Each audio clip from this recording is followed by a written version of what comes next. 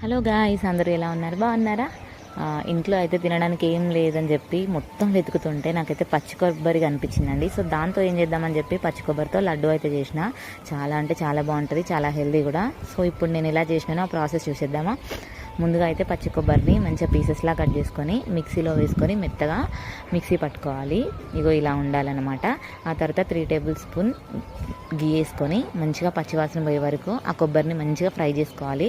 ఇగో ఇలా కలర్ వచ్చింది. తర్వాత కొంచెం బెల్లం యాడ్ చేసుకున్నాను నేను, స్వీట్నెస్కి తగ్గట్టు. బెల్లం వేసుకున్న తర్వాత మంచిగా కలుపుకుంటూ ఉండాలి, ఊకే కలుపుతూ ఉండాలి, మంచిగా దగ్గర పడుతుంది. ఆ తర్వాత నేను కొంచెం మధ్యలో నెయ్యి కూడా యాడ్ చేసుకున్నాను. అప్పుడప్పుడు డ్రై ఫ్రూట్స్ కూడా వేసుకోవచ్చు, బట్ నేను వేయలేదు. అంతే, ఉండలు చుట్టుకోవడమే. ఎంత బాగుంది చూసినారా? నేను చేస్తున్నా కదా, నాకైతే చాలా ఈజీగా అనిపించింది.